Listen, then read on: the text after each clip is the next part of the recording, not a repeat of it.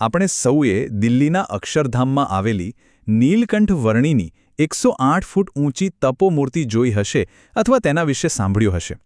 પણ શું ક્યારે વિચાર્યું છે કે તેની પાછળ કેટલું અદ્ભુત એન્જિનિયરિંગ છુપાયેલું છે? આજે આપણે એ જ સમજવાના છીએ. તો સૌથી મોટો અને રસપ્રદ સવાલ આ જ છે. આટલી વિરાટ, સેંકડો ટન વજનની પ્રતિમા ફક્ત એક જ પગ પર. આ કેવી રીતે શક્ય છે? આ કોઈ ચમત્કારથી ઓછું નથી, પણ આ ચમત્કાર પાછળ છે શાનદાર એન્જિનિયરિંગ. ચાલો આ કોયડાને ઉકેલીએ. સૌથી પહેલાં આપણે બહારથી શરૂઆત કરીએ. જે દેખાય છે એટલે કે મૂર્તિનું બાહ્ય આવરણ, તેની સુંદરતા અને તેને બનાવવા માટે કઈ સામગ્રી વપરાય છે તેની વાત કરીએ. આ મૂર્તિ પંચધાતુમાંથી બનાવવામાં આવી છે. હવે પંચધાતુ એટલે 5 ધાતુઓનું એક પ્રાચીન મિશ્રણ. પણ આ જ કેમ પસંદ કરવામાં આવ્યું? કારણ કે એનાથી 2 હેતુ સિદ્ધ થતા હતા. એક તો એનું દિવ્ય અને ચમકદાર દેખાવ, અને બીજું એની મજબૂતાઈ અને વર્ષો સુધી કાટ સામે ટકી રહેવાની ક્ષમતા. એટલે કે કળા અને વિજ્ઞાનનો એકદમ પરફેક્ટ સંગમ. અહીં એક સવાલ થાય કે આજના જમાનામાં મજબૂત સ્ટીલને બદલે પંચધાતુ જ કેમ? જો સ્ટીલ તમને જબરદસ્ત મજબૂતાઈ આપી શકે, એમાં કોઈ શક નથી. પણ અહીં વાત ફક્ત મજબૂતાઈની નહોતી. અહીં એક કલાત્મક અને આધ્યાત્મિક દૃષ્ટિને સાકાર કરવાની હતી. પંચધાતુએ સુંદરતા, ટકાઉપણું અને પરંપરાનું એવું મિશ્રણ પૂરું પાડે છે જે શુદ્ધ સ્ટીલ કદાચ ન આપી શકે. હવે વિચારો, 108 ફૂટ ઊંચી મૂર્તિ એક જ વારમાં તો બને નહીં. તો એને બનાવવામાં આવી કઈ રીતે? સૌથી પહેલાં આખી મૂર્તિને સેંકડો નાના નાના ટુકડાઓમાં ઢાળવામાં આવી. પછી આ બધા ટુકડાઓને એવી કુશળતાથી વેલ્ડ કરવામાં આવ્યા કે સાંધા ક્યાંય દેખાય જ નહીં, જાણે કે એક જ ટુકડો હોય. અને છેલ્લે નિષ્ણાત કારીગરોએ પોતાના હાથથી એને અંતિમ ઓપ આપ્યો, જેથી એ દિવ્ય સ્વરૂપ જીવંત થઈ ઉઠ્યું. તો આ તો થઈ બહારની વાત, પણ અસલી રહસ્ય તો અંદર છુપાયેલું છે. ચાલો હવે આપણે એ પડદા પાછળ જોઈએ જે આ અશક્ય લાગતા સંતુલનને શક્ય બનાવે છે.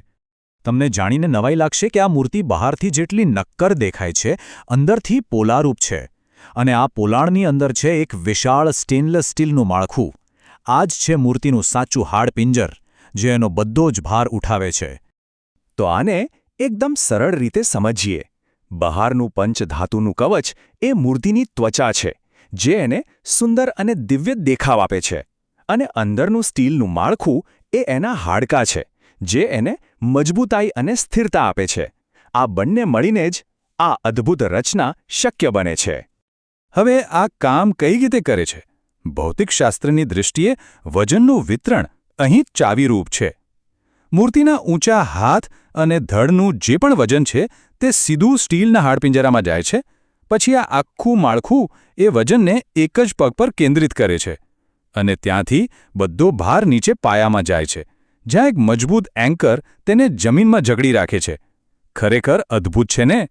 તો મૂર્તિ પોતાના વજનને તો સંભાળી લે છે, પણ બહારના પડકારોનું શું? જેમ કે પવન, વરસાદ અને હા, ભૂકંપ પણ. એન્જિનિયર્સે આ બધાનો પણ વિચાર કરવો પડ્યો હતો. જો મૂર્તિની ઊંચાઈ છે 108 ફૂટ. આટલી ઊંચાઈ પર પવનનું જોર ઘણું વધારે હોય છે. આ ઊંચાઈ જ તેને કુદરતી બળો સામે એક મોટો પડકાર બનાવે છે. એને એક વિશાળ વહાણના સળની જેમ સમજી શકાય, જેના પર પવન સતત દબાણ કરતો રહે છે. તો એન્જિનિયરો સામે મુખ્ય પડકારો હતા: દિલ્હીનો તેજ પવન, ભૂકંપની સંભાવના કારણ કે દિલ્હી સિસ્મિક ઝોનમાં આવે છે, અને ત્રીજું હવામાનની અસર, ખાસ કરીને ધાતુ પર થતો કાટ, જેને ઓક્સિડેશન કહેવાય છે. આ બધાનો લાંબા ગાળાનો ઉકેલ શોધવો જરૂરી હતો. અને આ બધા પડકારોનો જવાબ 2 જગ્યાએ છુપાયેલો છે.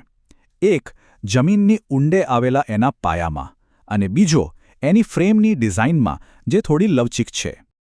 ચાલો આને વધુ વિગતવાર સમજીએ. પવનના જોરદાર દબાણ સામે લડવા માટે ફ્રેમને એવી રીતે ડિઝાઇન કરાઈ કે તે થોડી હલી શકે અને પવનની ઊર્જાને વિખેરી નાખે. ભૂકંપ સામે સ્થિરતા માટે જમીનમાં ખૂબ ઊંડા પાયા નાખવામાં આવ્યા, જે એક 8 ફૂટના મોટા એન્કર સાથે જોડાયેલા છે.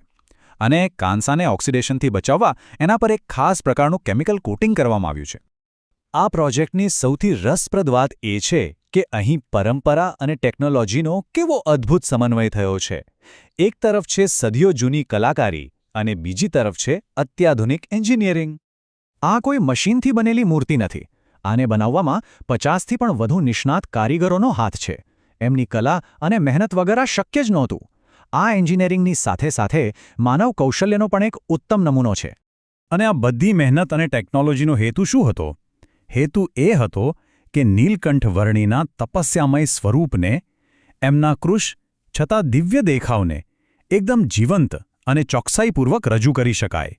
એટલે જ એક તરફ જ્યાં કારીગરો હાથથી કોતરણી કરી રહ્યા હતા, ત્યાં બીજી તરફ મૂર્તિ એકદમ સીધી અને સંતુલિત રહે એ માટે લેઝર ગાઇડેડ ટેકનોલોજીનો ઉપયોગ થતો હતો. આ ટેકનોલોજીએ જ એ સુનિશ્ચિત કર્યું કે 108 ફૂટની ઊંચાઈએ પણ મૂર્તિનું સંતુલન જરા પણ ડગે નહીં. એ કલા અને શ્રદ્ધા કંઈક અશક્યની માંગ કરે ત્યારે એન્જિનિયરિંગ કઈ હદ સુધી જઈ શકે છે.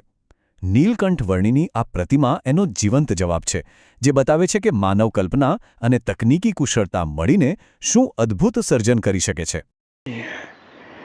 जिस ओर से देखे उस ओर से वह भव्य और दिव्य ही दिखती है.